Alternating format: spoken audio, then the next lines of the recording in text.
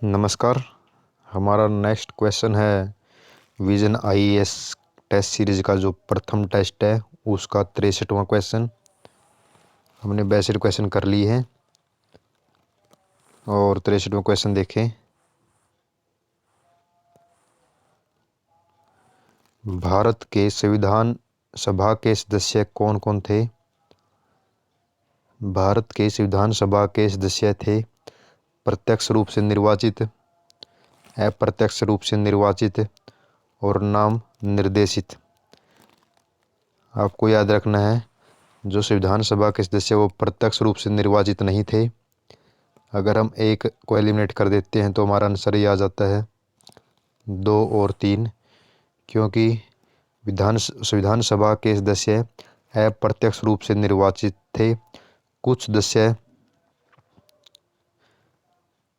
नाम निर्देशित होते थे। तो इसका मतलब राइट आंसर हमारा 2 और 3।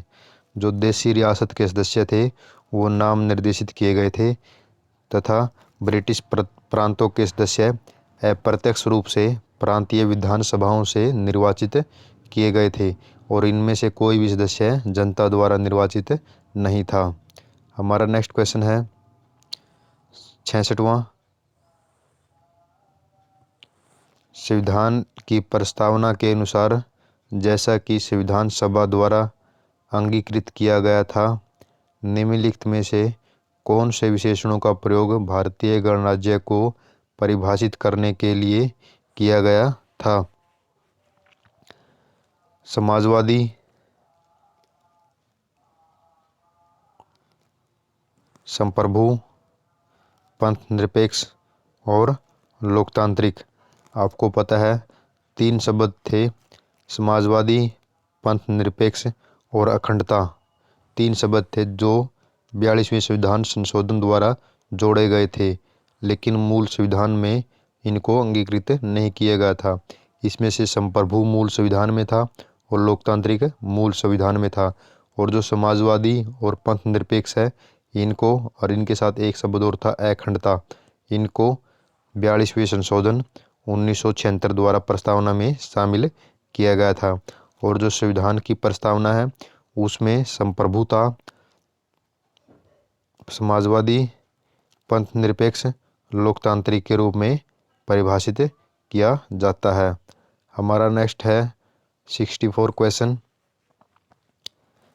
भारतीय संविधान को एक जीवंत दस्तावेज कहा जाता है क्योंकि ऑप्शन ए है भारतीय संविधान समाज की बदलती आवश्यकताओं के अनुसार संशोधित किया जा सकता है। बिल्कुल सही पॉइंट। दूसरा ऑप्शन संविधान राजनीतिक वर्ग न्यायपालिका दोनों के लिए व्याख्या हेतु पर्याप्त लचीलापन प्रदान करता है। ये भी सही है। तो राइट आंसर हमारा 1 और 2। इन्हीं 2 कथनों के कारण ही संविधान को जीवंत दस्तावेज कहा जाता है। हमारा नेक्स्ट क्वेश्चन है 67। संयुक्त राज्य लोक सेवा आयोग, जिसको हम JS joint selection public service commission के संदर्भ में 3 कथन दिए हुए हैं और इनमें से कौन सा कथन सही नहीं है, आपको ये बताना है।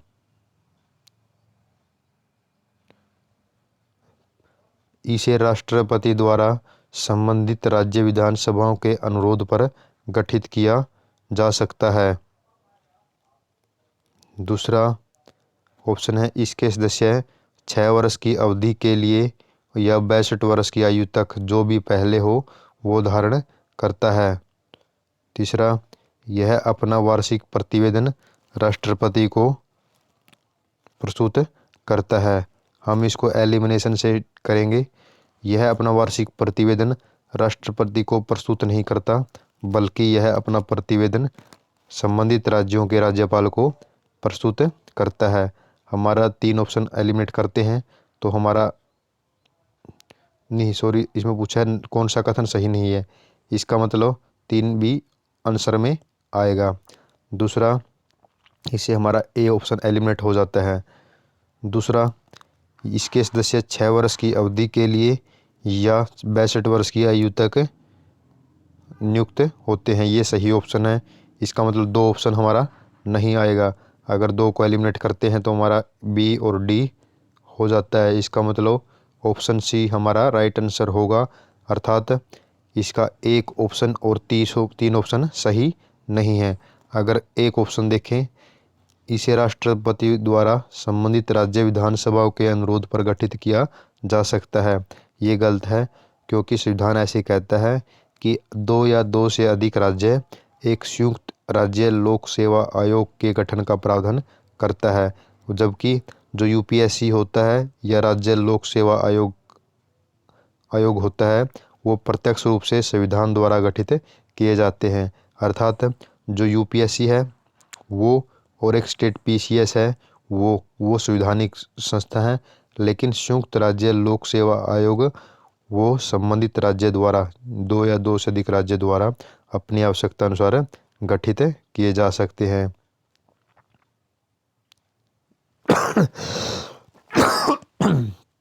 हमारा नेक्स्ट क्वेश्चन है 65। संघ लोक सेवा आयोग के संदर्भ में निम्नलिखित कथनों में से कौन सा कथन सही है?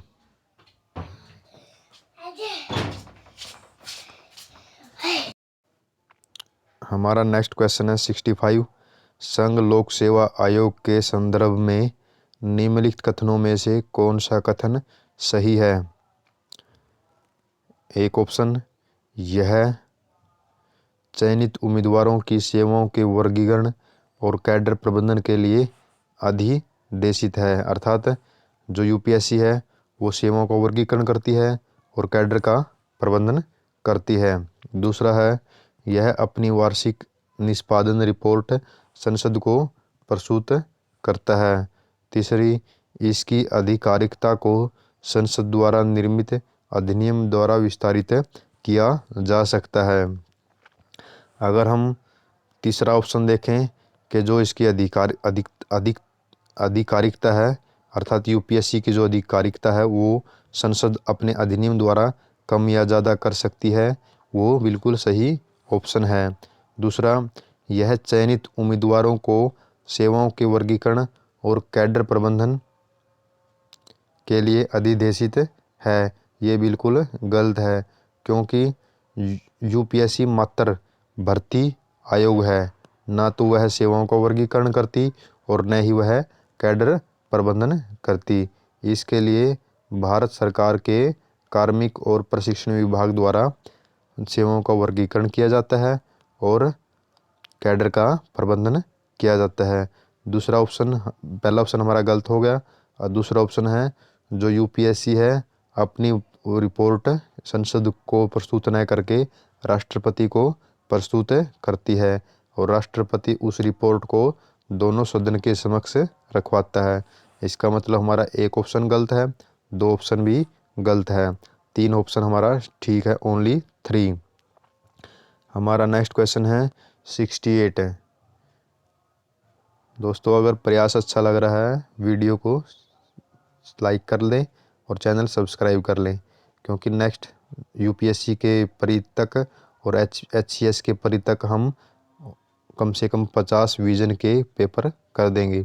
नेक्स्ट हमारा है, भारत के सॉलिसिटर जनरल एसजी के संदर्भ में कुछ कथन दिए हुए हैं, आपको वो कथन बताने हैं। भारत के सॉलिसिटर जनरल का पद का उल्लेख भारतीय संविधान में किया गया है। सॉलिसिटर जनरल की भूमिका महान्यायवादी को उसके आधिकारिक उत्तरदायित्व को पूरा करने में सहायता करना होता है। मैं आपको बता दूं, जो एसजी है इसके पद का वर्णन भारत के संविधान में नहीं किया गया, बल्कि अनुच्छेद 76 के अनुसार भारत के महान्यायवादी का वर्णन है। और 76 में सॉलिसिटर जनरल और एडिशनल जनरल इनका उल्लेख नहीं है, बल्कि आर्टिकल 76 में महान्यायवादी, जिसको हम अटॉर्नी जनरल भी कहते हैं, इसका उल्लेख है। पहला हमारा कथन गलत है, अर्थात सॉलिसिटर जनरल का उल्लेख संविधान में नहीं है। दूसरा, जो एसजी होता है वो अटॉर्नी जनरल यानी महान्यायवादी की सहायता के लिए होता है। बिल्कुल सही कथन है। तो राइट आंसर हमारा 2 हो जाएगा। नेक्स्ट 69 क्वेश्चन, भारत के लिए संविधान सभा का विचार निम्नलिखित में से किसने सबसे पहले रखा था कि संविधान सभा होनी चाहिए? इसका विचार किसने रखा था सबसे पहले? आपको याद रखना है, जो एक कम्युनिस्ट पार्टी के नेता थे, M.N. रॉय। M.N. रॉय ने 1934 में, कब? 1934 में संविधान सभा का विचार रखा था। और 1935 में भारतीय राष्ट्रीय कांग्रेस ने पहली बार आधिकारिक तौर पर भारत के संविधान को तैयार करने के लिए एक संविधान सभा की मांग की थी। औपचारिक तौर पर मांग कब की थी? 1935 में। विचार रखा था 1934 में।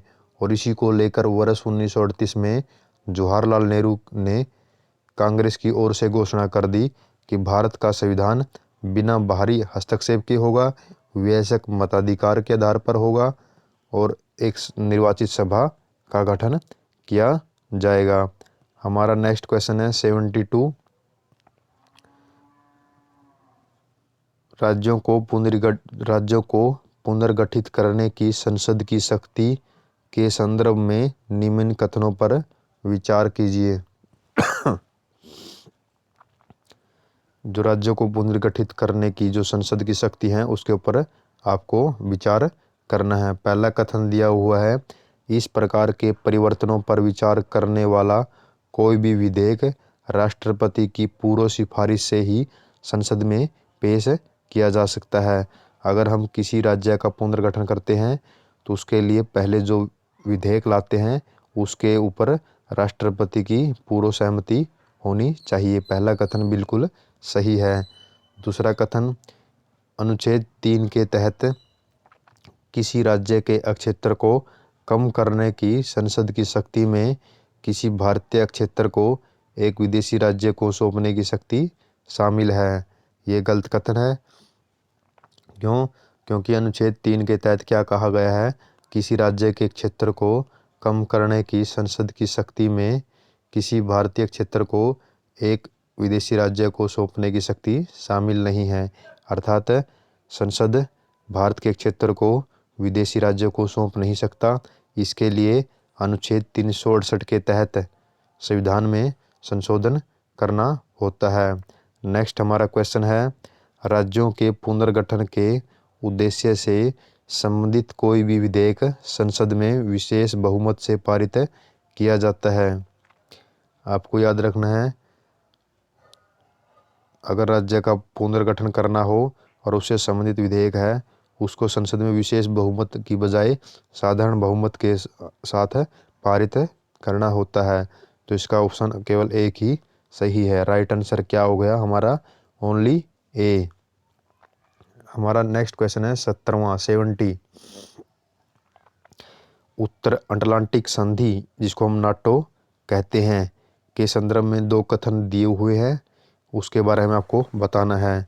यह इस सिद्धांत के प्रति प्रतिबद्ध है कि इसके सदस्यों में से किसी एक के विरुद्ध हमले को सभी के विरुद्ध हमला माना जाएगा। बिल्कुल सही ऑप्शन है कि अगर नाटो के किसी सदस्य, जिस प्रकार नाटो में 27 सदस्य हैं, अगर नाटो में कोई छोटा सा देश है उसके ऊपर कोई बाहरी देश हमला करता है तो उस हमले को नाटो के ऊपर हमला माना जाएगा। दूसरा, इसका मुख्यालय कहाँ पर है? ब्रुसेल्स बेल्जियम में स्थित है। ये भी बिल्कुल सही है। अगर नाटो के बारे में मैं आपको बताना चाहूँ, इसको उत्तरी अटलांटिक गठबंधन भी कहा जाता है। इसमें 27 यूरोपीय देश हैं और 2 उत्तरी अमेरिका के देश हैं और एक यूरोप एशिया का मिला हुआ देश है। और इसके ऊपर 1949 में हस्ताक्षर किए गए थे और इसका मुख्यालय कहाँ पर है? बेल्जियम के ब्रुसेल्स में है और ये एक सामूहिक सुरक्षा के सिद्धांत पर कार्य करता है। हमारा नेक्स्ट क्वेश्चन है 73। नेक्स्ट क्वेश्चन है 73, राज्य के महाअधिवक्ता के संदर्भ में निम्नलिखित कथनों पर विचार कीजिए। वह राज्यपाल द्वारा नियुक्त किया जाता है। बिल्कुल सही ऑप्शन है, क्योंकि जो राज्य का महाधिवक्ता होता है वो अनुच्छेद 165 के अनुसार जो राज्य का महाधिवक्ता होता है उसको राज्यपाल द्वारा नियुक्त किया जाता है, और यह राज्य का सर्वोच्च विधि अधिकारी होता है। जो महाधिवक्ता होता है वो राज्य का सर्वोच्च विधि अधिकारी होता है। दूसरा ऑप्शन दे रखा है, राज्य के महाधिवक्ता के रूप में नियुक्त होने के लिए उसकी आयु कम से कम 35 वर्ष होनी चाहिए। ये बिल्कुल गलत है, क्योंकि जो अनुच्छेद 165 में है, राज्य अधिवक्ता महाधिवक्ता के रूप में आयु की कोई सीमा निर्धारित नहीं की गई। बस इतना कहा गया है कि जो राज्य महाधिवक्ता ऐसा होना चाहिए जो उच्च न्यायालय के, कौन से न्यायालय के, उच्च न्यायालय के न्यायाधीश नियुक्त होने के योग्य हो। अगर हम दूसरे शब्दों में कहें कि वह भारत का नागरिक होना चाहिए और 10 वर्ष से तक न्यायिक पद पर कार्यरत होना चाहिए, या 10 वर्ष तक उच्च न्यायालय का अधिवक्ता होना चाहिए, क्योंकि ये तीनों योग्यताएं हैं भारत के उच्च न्यायालय के न्यायाधीश नियुक्त होने के लिए आवश्यक हैं। इसका मतलब दूसरा ऑप्शन हमारा गलत हो गया। तीसरा ऑप्शन, उसका पारिश्रमिक राज्यपाल द्वारा निर्धारित किया जाता है। ये बिल्कुल सही है। जो महाधिवक्ता है इसका पारिश्रमिक संविधान द्वारा निर्धारित नहीं होता, बल्कि राज्यपाल द्वारा निर्धारित होता है। तो इसका मतलब राइट आंसर हमारा 1 और 3, सी ऑप्शन हमारा सही हो जाता है। नेक्स्ट हमारा है 71। नेक्स्ट क्वेश्चन कौन सा है हमारा 71। आपातकाल के दौरान भारत के संघीय ढांचे के एकात्मक स्वरूप में परिवर्तन जर्मनी के वीमर संविधान से लिया गया है। पहला हमारा जो आपातकाल के दौरान जो संघीय ढांचा है उसमें जो परिवर्तन करते हैं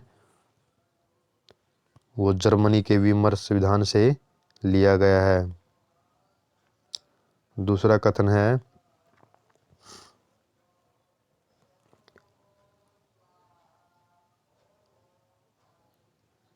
आपातकाल के दौरान मौलिक अधिकारों का निलंबन भारतीय संविधान की एक अनूठी विशेषता है। आपको बता दूं, अगर आपातकाल लग जाता है और उसके दौरान मौलिक अधिकारों को निलंबित किया जाता है, यह विशेषता जर्मनी के वीमर संविधान से ली गई है। किससे ली गई है? जर्मनी के वीमर संविधान से ली गई है। अर्थात आपातकाल के दौरान मौलिक अधिकार को निलंबित करने का प्रावधान जर्मनी के वीमर संविधान से ली गई है। लेकिन आपातकाल के दौरान भारत के संघीय ढांचे के एकात्मक स्वरूप में परिवर्तन का प्रावधान भारतीय संविधान की विशेषता रही है। इसको किसी बाहरी देश के संविधान से नहीं लिया गया है। अर्थात जो दोनों प्रावधान हैं वो एक दूसरे के अपोजिट बना रखे हैं। इसका मतलब दोनों ऑप्शन हमारे गलत हैं। राइट आंसर आएगा ऑप्शन डी, दोनों गलत हैं। हमारा नेक्स्ट क्वेश्चन है 74। निम्नलिखित में से कौन सी रिट निजी व्यक्ति के साथ साथ सार्वजनिक प्राधिकरण के विरुद्ध भी जारी की जा सकती है? ए ऑप्शन बंदी प्रत्यक्षीकरण, बी ऑप्शन परम आदेश, सी ऑप्शन प्रतिषेध। मैं आपको बताना चाहता हूँ इनमें से केवल मात्र बंदी प्रत्यक्षीकरण ही ऐसी रीट है जो निजी व्यक्ति के साथ साथ सार्वजनिक प्राधिकरण के विरुद्ध भी जारी की जा सकती है। जो बाकी की रीट हैं, जिस प्रकार परम आदेश है, प्रतिषेध है, यह एक और बच गई, आपको याद रखना उत्प्रेषण रीट मात्र सार्वजनिक प्राधिकरण के विरुद्ध ही जारी की जा सकती है। तो राइट आंसर हमारा ए आंसर हो जाएगा। हमारा नेक्स्ट क्वेश्चन है 75। भारतीय संविधान के अनुच्छेद 33 के संदर्भ में निम्नलिखित कथनों पर विचार कीजिए। एक अनुच्छेद 33 है, उसके ऊपर विचार करना है। पहला कथन है अनुच्छेद 33 के तहत विधि के निर्माण की शक्ति केवल संसद को प्रदान की गई है, न कि राज्य विधानसभाओं को प्राप्त हो। दूसरा कथन है, पहला कथन पर अगर हम विचार करते हैं, जो अनुच्छेद 33 है उसमें क्या होता है, जो सैनिक सुरक्षा कर्मी होते हैं उनके अधिकारों पर रोक लगाई जाती है। मैं आपको बताना चाहता हूँ कि अनुच्छेद 33 संसद को जो शस्त्र बल होते हैं, अर्धसैनिक बल होते हैं, पुलिस बल होते हैं, या खुफिया एजेंसी होती है, या उसके जो समान कोई भी बल होते हैं, उनके मूल अधिकारों को प्रतिबंधित या निरस्त करने का अधिकार प्रदान करता है।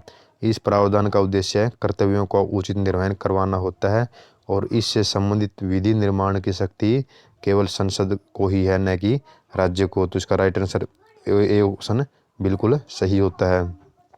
दूसरा, अनुच्छेद 33 के तहत निर्मित विधियों को किसी मूल अधिकार के उल्लंघन के आधार पर किसी भी न्यायालय में चुनौती नहीं दी जा सकती। यह भी बिल्कुल सही है। अर्थात अनुच्छेद 33 के तहत अगर निर्मित विधि के जो कोई विधि निर्मित करती है संसद, उसके आधार पर अगर किसी सैनिक की अधिकारों का उल्लंघन होता है, उसको चुनौती नहीं दी जा सकती। हमारा नेक्स्ट ऑप्शन है, हमारा दो ऑप्शन भी सही है, एक ऑप्शन भी सही है और दो ऑप्शन भी सही है।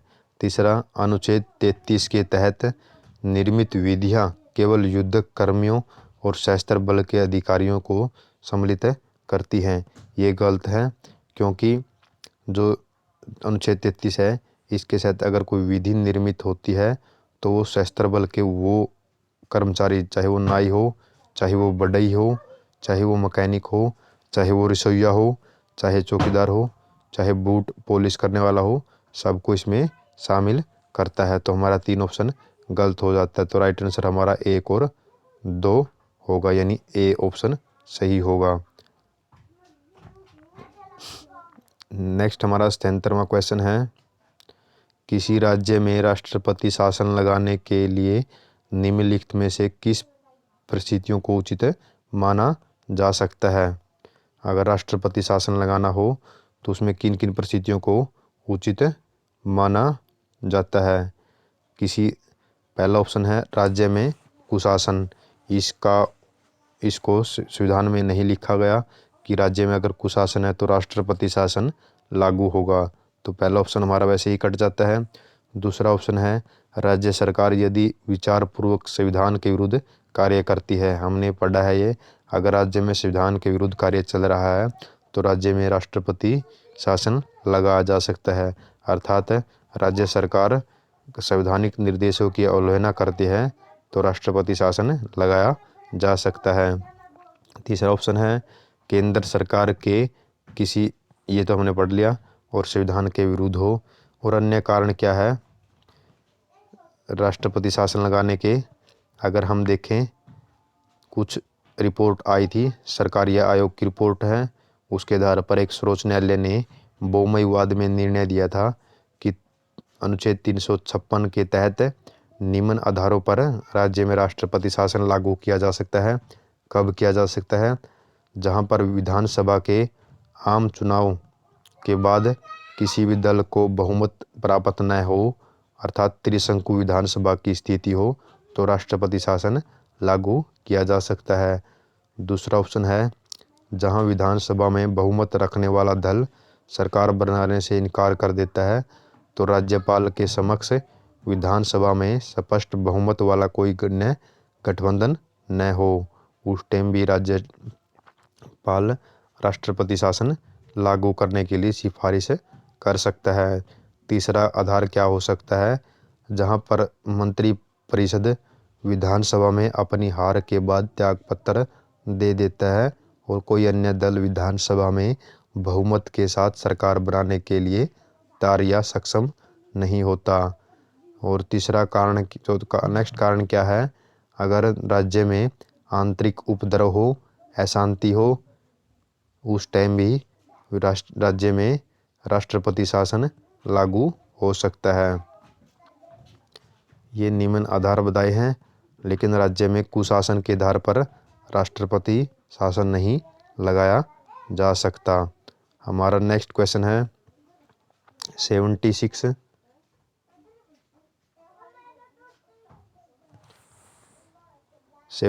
क्वेश्चन है, भारत के नियंत्रक महालेखा परीक्षक के संदर्भ में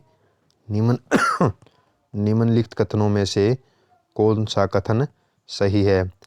जो कैग है उसके बारे में कुछ कथन दिए हुए हैं, उसमें बताना है कि आपको कौन सा कथन सही है। वह भारतीय लेखा परीक्षा और लेखा विभाग का प्रमुख होता है। आपको पता है कि जो कैग होता है वो लेखा परीक्षक और लेखा विभाग का प्रमुख होता है। बिल्कुल राइट आंसर है, क्योंकि अनुच्छेद 148 की बात है जिसमें कैग के बारे में एक स्वतंत्र पद के प्रावधान का जिक्र किया गया है। यह एक लोक निधि का संरक्षक भी होता है, जो देश की जो संपूर्ण वित्तीय प्रणाली है, चाहे वो केंद्र स्तर पर हो और चाहे राज्य स्तर पर हो, दोनों को नियंत्रित करता है। दूसरा ऑप्शन हमारा, वह 5 वर्ष या 70 वर्ष की आयु तक पद पर रहता है। बिल्कुल गलत है। हमने कई बार पढ़ा है जो कैग होता है वो 6 वर्ष या 65 वर्ष की आयु तक अपने पद पर रहता है। दूसरा हमारा कथन गलत हो जाता है। तीसरा कथन, केंद्रीय वित्त मंत्री संसद में कैग की अनुपस्थिति के दौरान उसका प्रतिनिधित्व कर सकता है।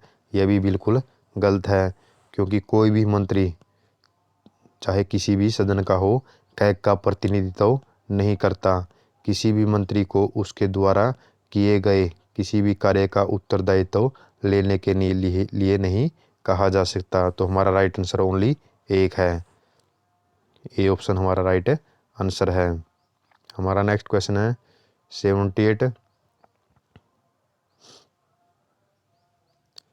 निम्नलिखित में से कौन से प्रावधान संवैधानिक संशोधन के माध्यम से संविधान में शामिल किए गए हैं। इन्होंने ऑप्शन दिए हुए हैं, इनमें से कौन से प्रावधान हैं जिनको संविधान में संशोधन करके शामिल किए गए हैं। पहला है, राष्ट्रपति को मंत्रिपरिषद की सलाह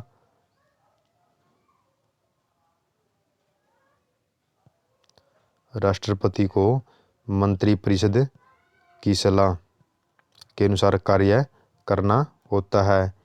ये बिल्कुल सही ऑप्शन है, क्योंकि 42वें संशोधन अधिनियम द्वारा ये प्रावधान जोड़ा गया कि राष्ट्रपति मंत्रिपरिषद की सलाह के अनुसार ही कार्य करेगा। दूसरा,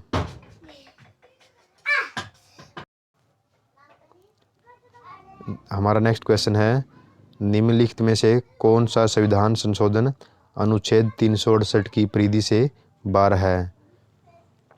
जो 83 क्वेश्चन है उसके बारे में है कि इनमें से जो ऑप्शन दे रखा है उनमें से कौन सा संविधान संशोधन की परिधि से बाहर है। नागरिकता की समाप्ति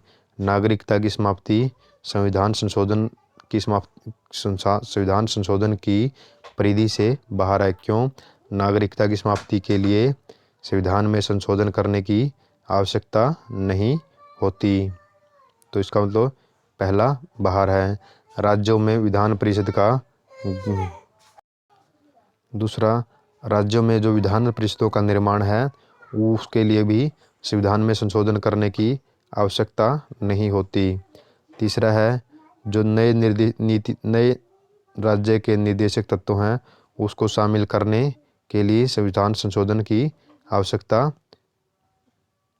होती है। इसका मतलब क्या है, ये राज्य की परिधि संविधान संशोधन की परिधि के अंतर्गत आता है, क्योंकि इसके अंतर्गत संविधान संशोधन करना पड़ता है, लेकिन ये दोनों संविधान संशोधन की परिधि से बाहर हैं। हमारा 80वां क्वेश्चन जो रिकॉर्ड नहीं हो पाया, राज्य के नीति निर्देशक तत्वों भारत के लिए उपयोगी रहे हैं। क्यों उपयोगी रहे हैं? पहली बात तो सामाजिक और आर्थिक अधिकारों की व्यवस्था करते हुए रिक्तता को पूरा करने के लिए, न्यायिक समीक्षा में न्यायालयों की मदद करने के लिए, और जो विपक्ष है उसके आधार पर वो सरकार के ऊपर दबाव बना सकते हैं। एक क्वेश्चन और हमारा छूट गया था, ये तख्त वाला। अगर आप देखें तख्त के बारे में है, इसके 5 स्थान पंजाब में हैं, ये बिल्कुल गलत है क्योंकि 3 स्थान पंजाब में है, एक बिहार में और एक महाराष्ट्र में। 4 तख्त गुरु गोविंद से हैं, ये बिल्कुल सही है क्योंकि 4 तख्तों का संबंध गुरु गोविंद से है, एक तख्त का संबंध हरगोविंद से है। तीसरा कथन है शिरोमणि जो गुरुद्वारा प्रबंधक कमेटी है सभी तख्तों के ऊपर तख्त जत्थेदारी नियुक्त करती है, ये भी गलत है क्योंकि शिरोमणि गुरुद्वारा प्रबंधक कमेटी मात्र 3 तख्तों पर ही अपने जत्थेदार नियुक्त करती है और बाकी जो बाहर के हैं बिहार का और महाराष्ट्र का तख्त है उसके ऊपर उनके लिए ट्रस्ट और बोर्ड बने हुए हैं। एक हमारा क्वेश्चन ये छूट गया था। जो अल्ट्रा लॉन्ग पीरियड के बारे में दिया हुआ है, अल्ट्रा लॉन्ग पीरियड मैग्नेटर क्या होता है। पहला कथन है ये एक न्यूट्रॉन तारा है, बिल्कुल सही है, जिसमें प्रबल चुंबकीय अक्षेत्र होता है। दूसरा है ये ध्रुवीकृत उज्ज्वल होते हैं और इनकी आवर्ती रेंज व्यापक होती है, ये भी बिल्कुल सही है। दोनों कथन हमारे सही थे, आप इसको भी आप कर सकते हैं। अगर ये क्वेश्चन छूट गया हो तो आप देख लें, इसमें जो संवैधानिक संशोधन द्वारा जोड़े गए कौन सा कथन है। आपको बता दें राष्ट्रपति मंत्रिपरिषद की सलाह पर कार्य करेगा, इसको भी संविधान संशोधन द्वारा जोड़ा गया 42वें संविधान संशोधन द्वारा। और जो वयस्क मताधिकार की आयु 18 वर्ष निर्धारित की, इसको भी संविधान संशोधन द्वारा जोड़ा गया 61वें संविधान संशोधन द्वारा। और राज्य में जो सामाजिक और आर्थिक पिछड़े वर्ग हैं उनके हितों के लिए भी विशेष प्रावधान किया गया। तो इसका मतलब तीनों प्रावधान संविधान संशोधन द्वारा जोड़े गए। आगे चलते हैं, हमारा नेक्स्ट क्वेश्चन है 81।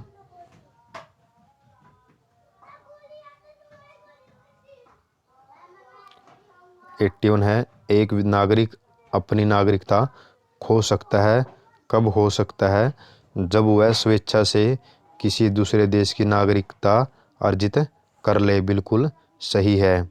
युद्ध के दौरान शत्रु के साथ विधि विरुद्ध तरीके से व्यापार और संचार करे तब भी वह नागरिकता खो सकता है, बिल्कुल सही है। कपटपूर्ण तरीके से नागरिकता प्राप्त करना, यह भी बिल्कुल सही है। तो इसका मतलब तीनों कथन सही हैं जिसके आधार पर एक व्यक्ति नागरिकता खो देता है। नेक्स्ट हमारा भारत के महान न्यायवादी के संदर्भ में निम्नलिखित कथनों पर विचार करना है। महान न्यायवादी के बारे में आपको अनुच्छेद याद रखना है 676 कि कौन सा अनुच्छेद है 76। इसके ऊपर है यह एक ऐसा व्यक्ति होना चाहिए जो उच्चतम न्यायालय के न्यायाधीश नियुक्त होने के योग्य हो, बिल्कुल सही कथन है। वह ऐसा पारिश्रमिक प्राप्त करता है जो संसद द्वारा निर्धारित होता है, बिल्कुल गलत है। जो इसका जो वेतन है उसको राष्ट्रपति अवधारित करेगा, न कि संसद। दूसरा ऑप्शन हमारा गलत है, पहला ऑप्शन हमारा सही है, दूसरा ऑप्शन गलत है।